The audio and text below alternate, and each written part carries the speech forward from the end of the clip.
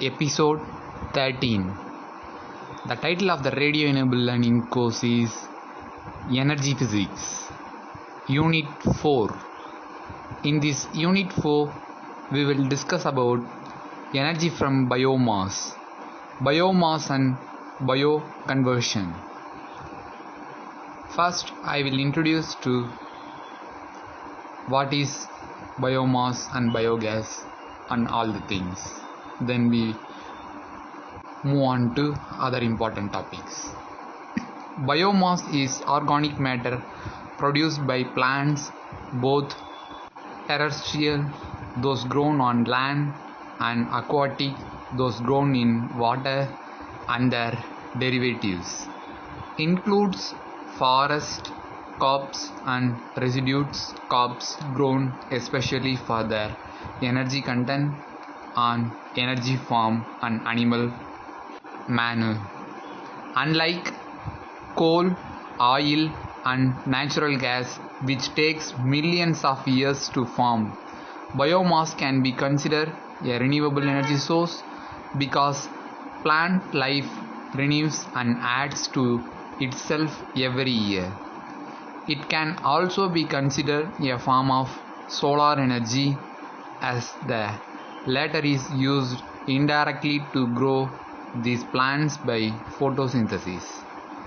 As the word clearly signifies, biomass means organic matter, and photochemical approach to harness solar energy means harnessing of solar energy by photosynthesis. Solar energy is stored in the form of chemical energy. Hence, solar energy, photosynthesis, biomass, energy generation. Out of several sources of renewable energy like solar, wind, ocean, thermal energy, tidal wave energy, geothermal energy, nuclear energy, energy through the biomass are important feature in our country. Biomass resources fall into three categories. Biomass in its traditional solid mass, that means wood and agriculture residue, and biomass in non-traditional form, converted into liquid fuels. The first category is to burn the biomass directly and get the energy.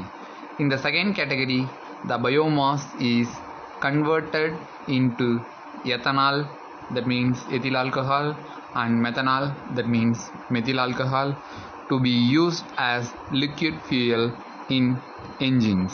The third category is to ferment the biomass anaerobically to obtain a gaseous fuel called biogas. It is about this biogas technology detailed discussion will be given in subsequent part. Biomass includes wood wastage and basage, which have potential of generating substantial electric power. All these biomass are highly dispersed and bulky and contain large amount of water, about 50 to 90%. It is not economical to transport them over long distance, and conversion into usable energy must take place close to the source, which is limited to particular regions. However, biomass can be converted to liquid or gaseous fuel, thereby increasing its energy density and making feasible transportation over long distance. This includes sugar crops such as sugarcane and sweet sorghum, herbaceous crops which are non-woody plants that are easily converted into liquid or gaseous fuel. Next one is silviculture plants such as cultured hybrid popular, sweet gum and other hardwoods. Current research focuses on the screening and identifying of species that are available for short rotation, growing, and on the optimum technique for planting, fertilization, harvesting, and conversion. Animal and human wastage are indirect carbs from which methane for combustion and ethylene, that means used in plastic industries, can be produced while retaining the fertilizer value of the manure. Aquatic carbs are grown in fresh sea and brackish water. Both submerged and emergent plants are considered, including seaweeds, marine algae, and of particular interest the giant California kelp. Hence, bioenergy and energy plantations are the two main features which are discussed in this episode. Biogas or methane is produced by anaerobic decomposition of organic materials. This gas is produced from cow dung and other waste such as corn husks, leaves, straw, garbage, flesh and pig dung, human wastage, sewage, etc. It is estimated that about 100 crores tons of fresh dung is available in the country and 67.1 cubic meter of gas per ton of wet dung can be produced. Aquatic biomass is another source to produce methane gas. It has been estimated that about 2 lakh hectares of land is covered by water, spreading West Bengal, Bihar, Assam, Andhra Pradesh, Tamil Nadu, Orissa and Kerala. It can absorb 80% of nitrogen and 60% of phosphorus from the secondary effluent in 5 days. The yield is 148 tons per hectare per year. A huge quantity of agriculture residues are available in the country which go waste every year. Against the total agriculture waste, which could be around 200 million tons, the actual consumption of as fuel might be around 40 million tons. It has been estimated that even for the smallest gas plant, one should have a regular supply of 45 kg of fresh dung every day.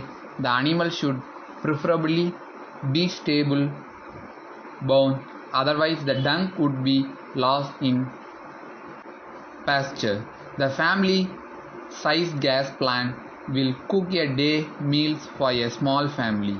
The rate of gas production will be highest if the mixture in the digester contains solids between 7 to 9%. Cow dung originally contains about 18% of solid. The biogas can be used to run diesel engine which operate with the mixture of biogas and diesel oil. It can reduce the consumption of diesel oil by about 80% and engine run faster by 43% of extra power. With this mixture, biofuels, the energy stored in dry biomass like wood and straw is most easily released by direct consumption. Although dry materials can be converted into liquid and gaseous fuel, that means for later combustions, by a variety of techniques, biomass, that it is wet or moisture content like sewage and vegetable matter can be dried and burned. However, it requires considerable energy to dry off the water, and the value of biomass as fuel, it is usually more appropriate to convert wet organic matter directly into premium fuel by wet process like digestion or fermentation.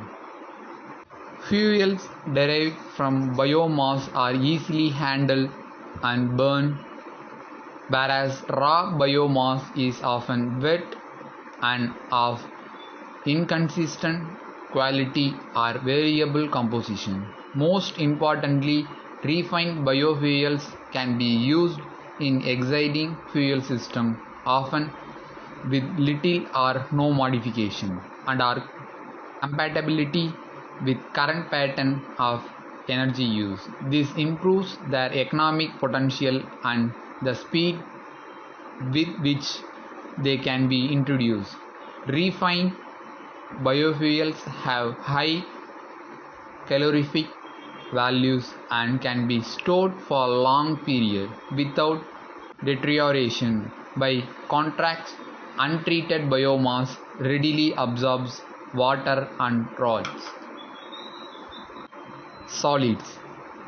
Three solid biofuels, wood, straw and refuse, are being burned on an increasing scale in many countries to provide useful heat. Wood, in the form of cut logs, wood chips and sawdust, is currently used for domestic heating and to provide process heat in the timber and furniture industry. Wood, through it is relatively bulky fuel, it has low ash and sulfur content and burns easily. It requires 4 volumes of air-dried wood to deliver an equivalent amount of heat to that from 1 volume of coal. The market for domestic wood stove is thriving, and several industrial countries are re-examining the potential for wood for industrial use and electricity generation. For industrial wood burners and boilers, the wood is usually stirred and this facility drying, handling and transport, although green wood with high moisture content can be burned in industrial bed boilers. Next one is straw. Straw burning stove and furnaces are becoming increasingly common in many countries.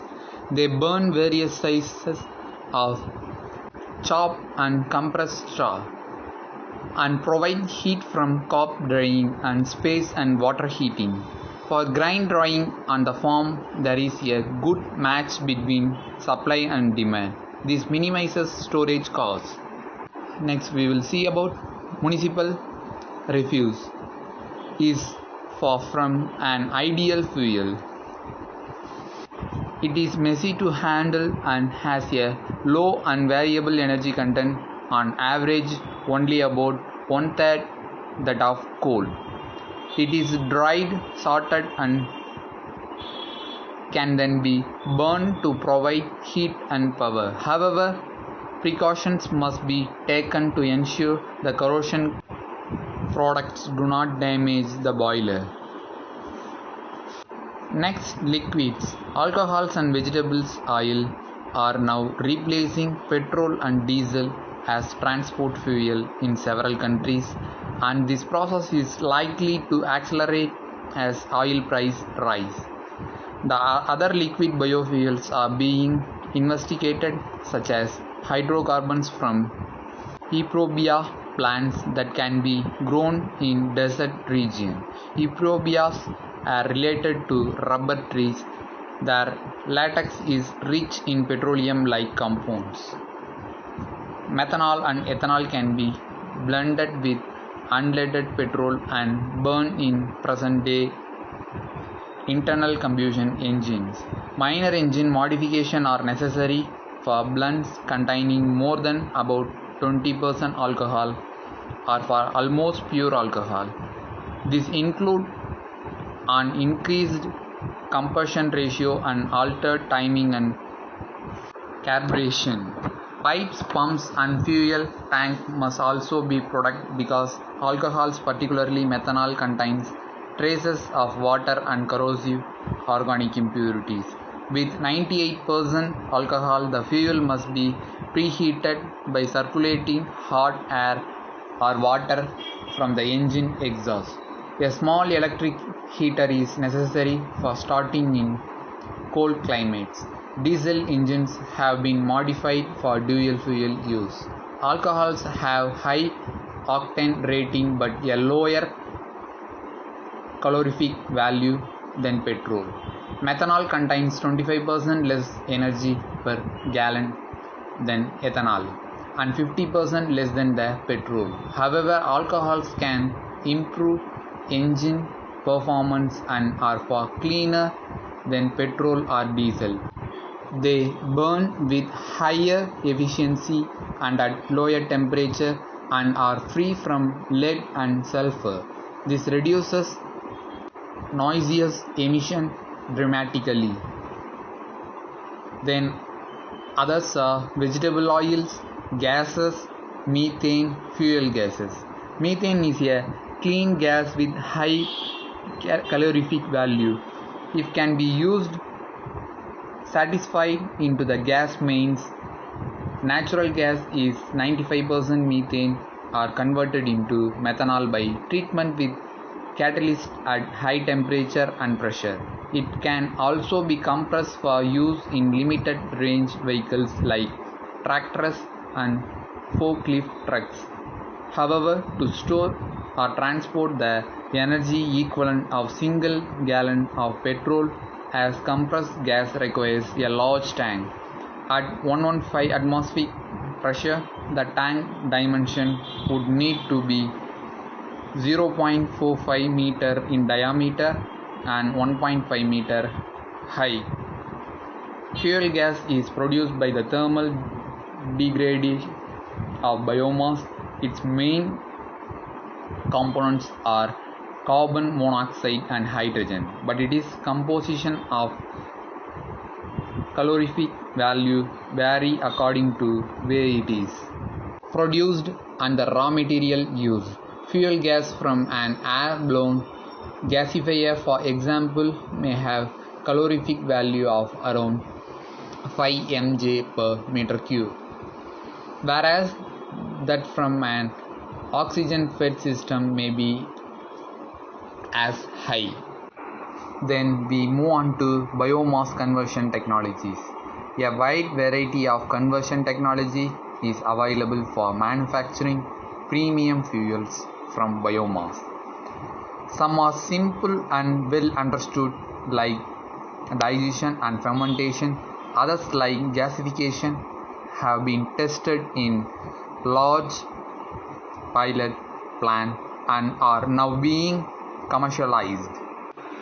Each biomass resources, wood, dung, vegetable waste, can be treated in many different ways to provide a wide spectrum of useful product. Domestic refuse, for example, can be dried and burned to provide heat or converted in low calorific value gas by pyrolysis, that means heating without air. Alternatively, it can be stirred into a slurry and digested to yield methane. Likewise, liquid and gas fuels such as methanol and methane can be manufactured by several different routes and from a variety of feedstocks. The choice of the process is determined by number of factors: the location of the resource and its physical condition, the economics of competing process, and availability of a suitable market for the product. Biomass conversion or simple bioconversion can take many forms. First one is direct combustion, such as wood waste and basage, sugarcane refuse. Second one is thermochemical conversion, and final third one is biochemical conversion. First, we will discuss about thermochemical conversion. Take two forms: gasification and liquefaction. Gasification takes place by heating the biomass with limited oxygen to produce low heating value gas, or by reacting with steam and oxygen at high pressure and temperature to produce medium heating value gas. The latter may be used as fuel directly or used in liquefaction by converting it to methanol, that means methyl alcohol CH3OH, or ethanol, ethyl alcohol, that means CH3CH2OH, or it may be converted to high heating value gas. Next one is biochemical conversion takes two forms: anaerobic digestion and fermentation. Anaerobic digestion involves the microbial digestion of biomass. An anaerobic is a microorganism that can live and grow without air or oxygen.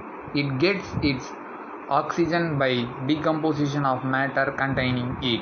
It has already been used on animal manure, but it's also possible with other biomass.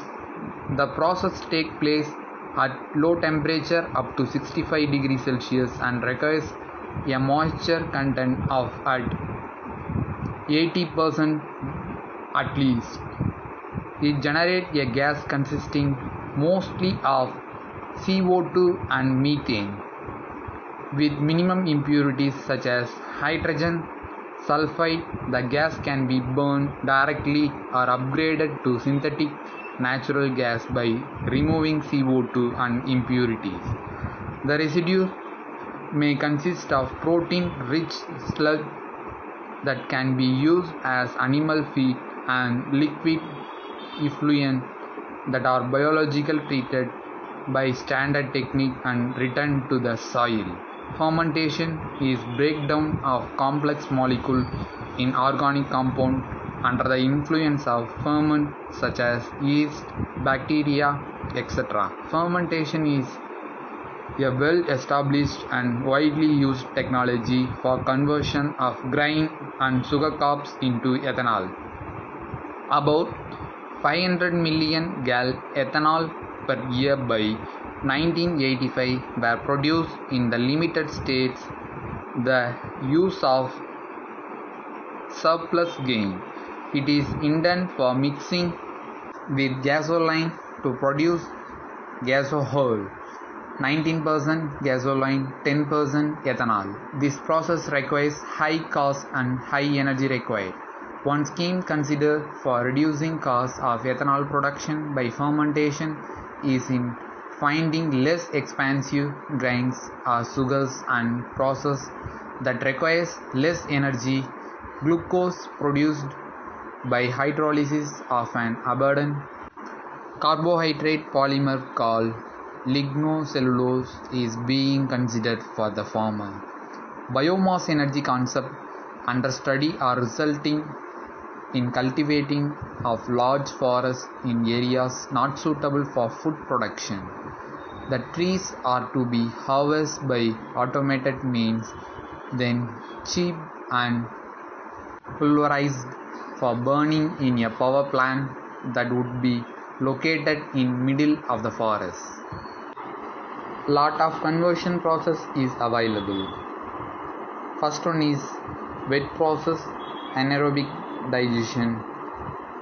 It is used to produce methane and carbon dioxide, and it should be further treatment and also produce carbon dioxide removal. The methane is premium fuel. The next conversion process is fermentation. This is also a wet process. The principal product liquid is ethanol. The further treatment product is distillation, and the premium fuel is ethanol. The next conversion process is chemical reduction. The principal product liquid is mixture of oils. Further treatment is fractional distillation. The premium fuel is hydrocarbon liquids. Next process is thermal processes. That means liquefaction, gasification, steam gasification, and hydrogenation. These are the important processes. These processes are called thermal processes. The final premium product are methane, methanol, and higher alcohols. The next one is oil extraction. The oil extraction process principal product liquid is vegetable oil, and the further treatment is esterification. The final premium fuel is diesel substitute. Thank you.